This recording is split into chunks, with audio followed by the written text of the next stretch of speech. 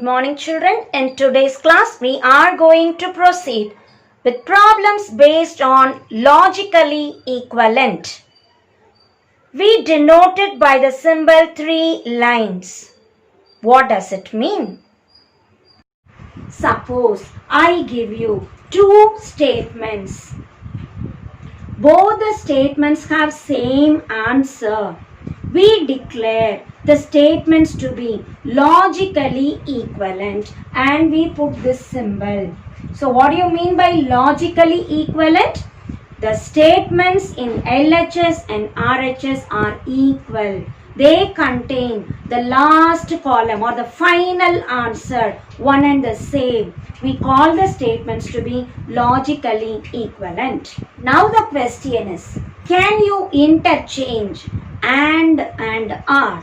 So the symbols we have and are.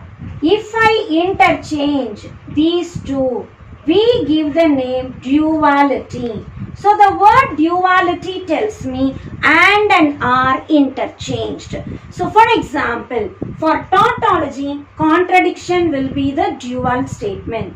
For contradiction, tautology will be the dual statement. So in logic, we can also interchange and are, and we give that principle as duality principle. Having learnt what is logical equivalence, here we are stating some of the laws in that. The very first one, idempotent law. What does this say? No change. P, R, P, my answer is P. And P and P also, my answer is P. So this we say logically equivalent. P, R, P is P, P and P with the same statement. Whether I put or and, my answer is the same statement only. What is commutative law? P, R, Q, Q, R, P. We have just reversed. Similarly, P and Q, I can write Q and P. So, in or and, I interchange P and Q. My answer is one and the same. So, commutative, between the two we interchange. Associative, when we come, it should have three statements. P, Q, R. P, R, Q, R, R. The RHS also, I put P, R, Q, R, R. Then what changes? First two, I give the priority. Second two, I give the priority. So, in associative law, remember only the bracket changes. Order doesn't change. The same idea with and. P and Q and R. P and Q and R. Both are equal. So, we say logically equivalent. Distributive law. Distributive law, we can say P, R, Q and R. How do you write the answer? P, R, Q and P, R, R. Similarly, P and Q, R, R. Now, how will you write it? P and Q or P and R. So, these two we call distributive laws. The next idea, identity laws. When you get the word identity, P or tautology. Remember, tautology is the statement which contains only T's. So, P or tautology, my answer is tautology. Whenever R comes, remember bigger set will come. But if I say P and tautology, now what is my answer? See, simply I put T, it is truth value. T, I put one double coded line, that is tautology. P and tautology, my answer is P. So, with tautology, I join anything, the statement no, tautology will come. But if I put and symbol, my answer will be the statement. The same idea I can say with contradiction. P or contradiction. What is my answer? P will come. Contradiction says all the terms to be F. So P or fully F gives me P.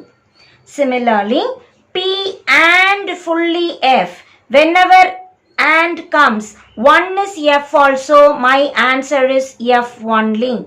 So P and contradiction is F, P or contradiction is P. So having this in mind, we can show logically equivalent statements without truth tables also.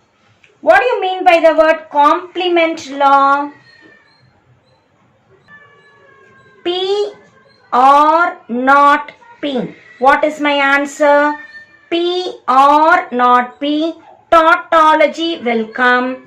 P and not P.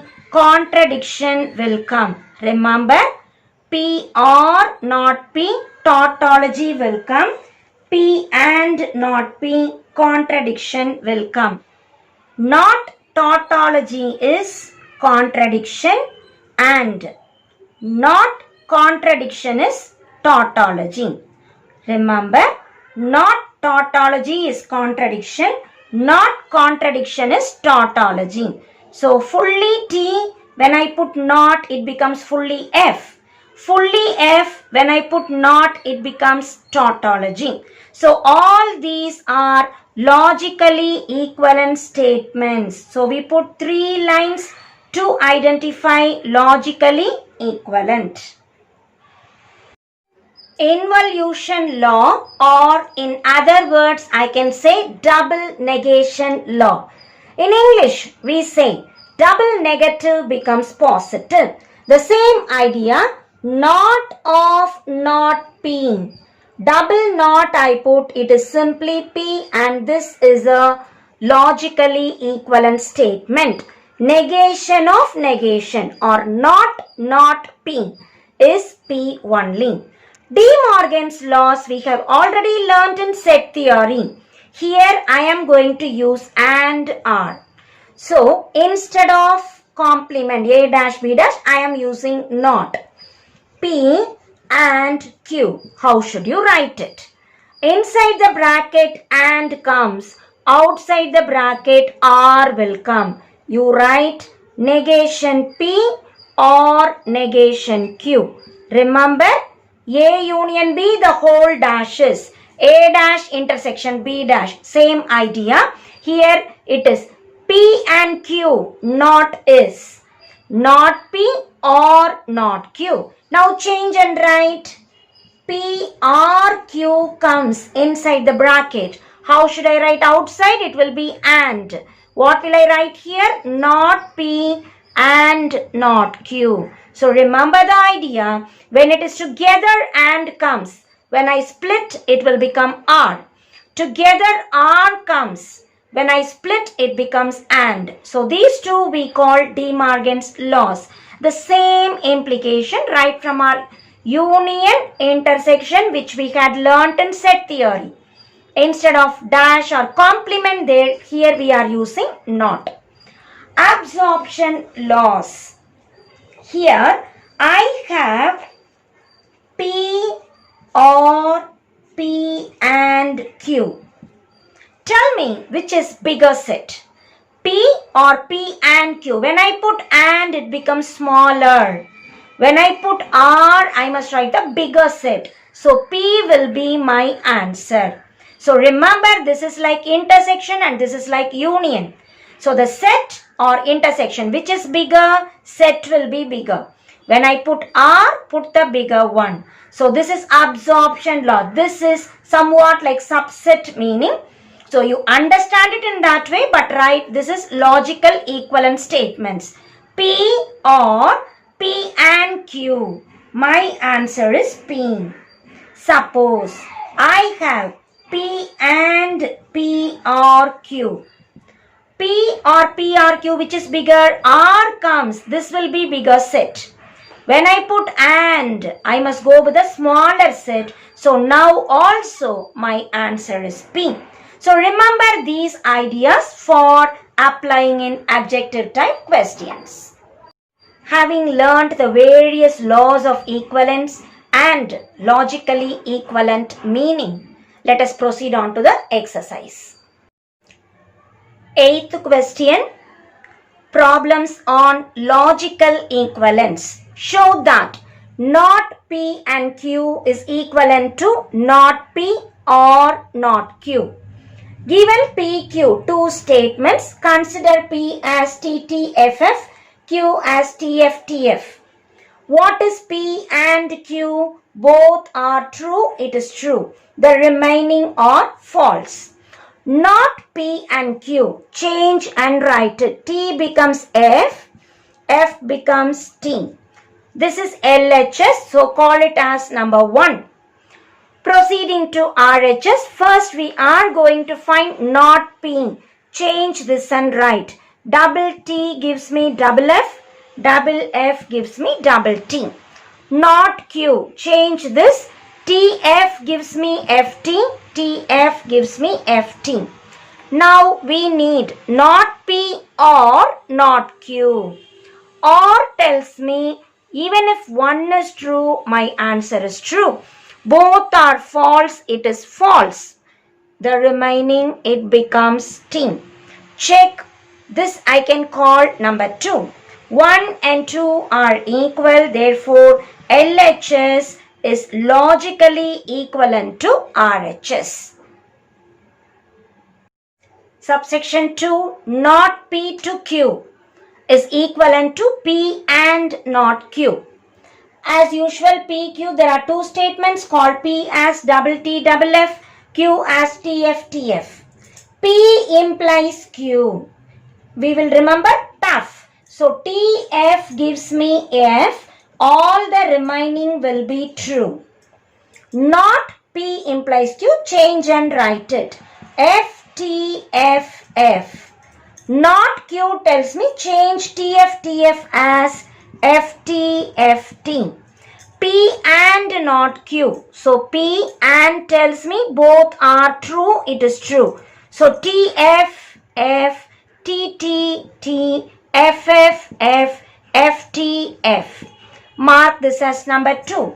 1 equivalent to 2 tells me LHS is logically equivalent to RHS. Take and write the statement not P implies Q is equivalent to P and not Q. Question number 9. Prove that Q implies P is logically equivalent to not P implies not Q.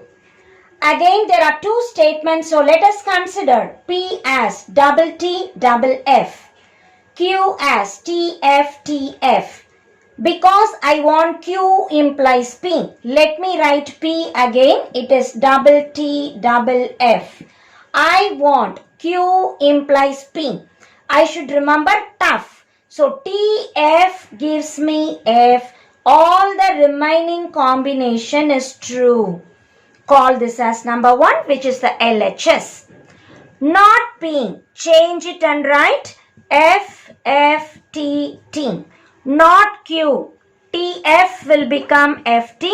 TF will become FT. Again, not P implies not Q. Look for tough. TF gives me F. All the remaining will be T. So TF gives me F. The remaining combinations T. Call it as number 2. And we can check 1 is equivalent to 2. That is LHS logically equivalent to RHS. Therefore, Q implies P is logically equivalent to not P implies not Q, and that is the answer. Question number 10. Show that P implies Q and Q implies P are not equivalent. We have kept one column from the previous problem. Q implies P we had already done. What is P implies Q? From here, look out for tough. TF. So this is F and the remaining will be T. Call this as number 2. And already we have done Q to P from the previous problem which we had taken number 1.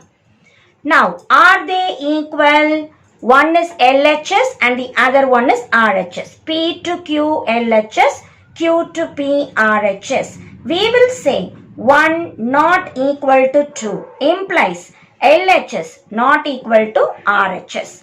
Or we will take and write P to Q and Q to P are not equivalent. So every time the relation need not be equivalent. It can be not equivalent also. Especially you have to remember when I interchange, implies is not equivalent. So P implies Q and Q implies P are not equivalent. Question number 11. Show that not P biconditional Q is equivalent to P biconditional not Q. Again, there are two statements PQ. Let us consider P as double T double F, Q as TF TF. P biconditional Q tells me both are same. My answer is true. Both T's is T, both F also T. The remaining I will say false. Then I want not. Change it and write it is F T T F. So T implies F, F implies T. Not Q. From here we change and write F T F T. P biconditional not Q. So these two I have to check. T F is F, T T is T, F F is also T, F T is F. Are they equal? F double T F, F double T F, 1 equivalent to 2, or we will say LHS is logically equivalent to RHS, or not P double implies Q is equivalent to P double implies not Q, and hence the problem. Question number 13. Using truth table, check whether the statements not P are Q or not P and Q and not P are logically equivalent. PQ, we have taken the two statements. PRQ, so both are false, it is false, the remaining case is true. Not PRQ, T becomes F and F becomes T. Not P, double T, so double F, so double T. Not P and Q, so consider these two. And tells me one false also, my answer is false. Double T, so it is T. One false also, it is false. Now combine these two. We want R.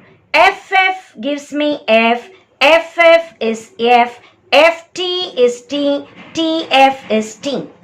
Check 1 and 2 are equal. So we will say LHS equals RHS and the given two statements are logically equivalent. Question number 15. Prove that P implies not Q or equivalent to not P or not Q or using the truth tables. Since there are 3 statements given, we will have 8 rows. P has 4 T's and 4 F's. Q has double T, double F combination. R has TF, TF, TF combination. Not Q, change and write it. F, F, T, T. F, F, T, T. So in Q, T comes we put F, F comes we put T.